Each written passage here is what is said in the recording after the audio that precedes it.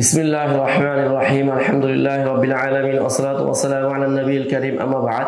সম্মানিত শ্রোতামণ্ডলী, আজকে আমরা আলোচনা করব হাদিসুল মাকতু এর ফরা নাম্বার আল ফারউস সালিস, তৃতীয় নাম্বার ফরা। ইমাম ইবনে সালাহ রাহিমাহুল্লাহ বলেছেন যে আমরা হাদিসের মধ্যে এক ধরনের পাই তাফসীরুস সাহাবা, সাহাবায়ে কেরামের তাফসীর। তো আজকে এই তাফসীরুস সাহাবা নিয়ে আলোচনা হবে। আমরা দেখি নবীজি সাল্লাল্লাহু আলাইহি সাল্লামের মৃত্যুর পরে সাহাবায়ে কেরাম বিভিন্ন বিষয়ের ব্যাখ্যা, তাফসীর মানে ব্যাখ্যা, আয়াত হাদিসের ব্যাখ্যা দিতেন।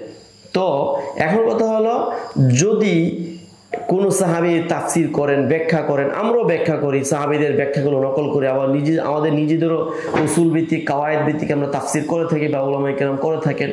তো এখন কথা হলো যে তাফসীরুস সাহাবা এই সম্পর্কে বিধান কি? এগুলো কি মারফু এর হুকুমে হবে নাকি মাওকুফের হুকুমে হবে? তো এই নিয়ে আজকে আলোচনা। তো আসি আমরা এখানে মৌলিকভাবে কয়েকটা বিষয় খেয়াল করতে হবে। তা হলো যে সাহাবীর যে তাফসীর, এটা কি ইখবার জাতীয়, এটা কি নিসবা ইলা জামানি রাসূলুল্লাহ জাতীয় কিনা?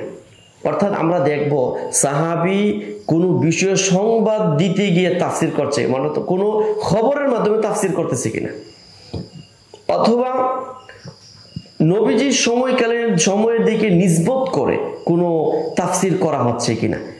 যদি এরকম হয় যে কোনো খবরের মাধ্যমে অথবা কোনো নিসবা ইলা জামানে রাসূলের দিকে নিসবত করে যখন কোনো তাফসীর করবে, সেই ধরনের তাফসীর মূলত এটা মাওকুফের হুকুমে না, বরং এটা মারফু এর হুকুমে। যেমন একটা উদাহরণ দিই আমি। হাদিসের মধ্যে এসেছে কানাতিল ইয়াহুদু তাকুলু মান আতা ইমরাতাহু মিন দুবুরিহা ফি কুবুলিহা কাজাআল ওয়ালাদু আহওয়ালা।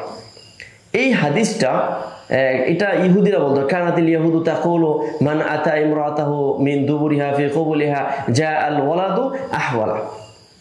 তো এই যে তাফসীরের ক্ষেত্রে গিয়ে দেখা যাচ্ছে পরবর্তীতে, অথচ এরপরে বলা হচ্ছে সুম্মা আনজালাল্লাহু তাআলা নিসাউকুম হারফুল লাকুম ফাতু হারসাকুম। তাহলে সাহাবী যখন একটা জিনিসের ব্যাখ্যা দিচ্ছে, তার মানে বোঝা গেল যে এটা হলো ইখবার জাতীয়, ইখবার আন নুজুলিল আয়া।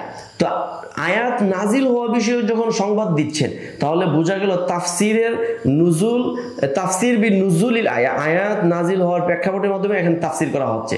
তাহলে এটা মানে সারাহাতান এটা মারফু এর হুকুমে হয়ে যাবে, কারণ এখানে সাহাবী নিজস্ব কোনো কথা মাধ্যমে কি করা হচ্ছে না, বুঝাচ্ছেন না। হ্যাঁ, যেই জায়গাতে আমরা দেখবো সাহাবী নিজস্ব ইজতিহাদের ভিত্তিতে, নিজস্ব কাওয়ায়েদের ভিত্তিতে কি করবেন, তাফসীর করবেন, সেখানে অবশ্যই সেটাকে মাওকুফ, অর্থাৎ সাহাবীর সেই তাফসীরগুলোকে মাওকুফের হুকুমে ধরা হবে। তো আমরা আজকে জানতে পারলাম তাফসীরুস সাহাবা সম্পর্কে দুটি কথা। আজকে এই পর্যন্তই, পরবর্তী আলোচনার জন্য অপেক্ষায় থাকুন।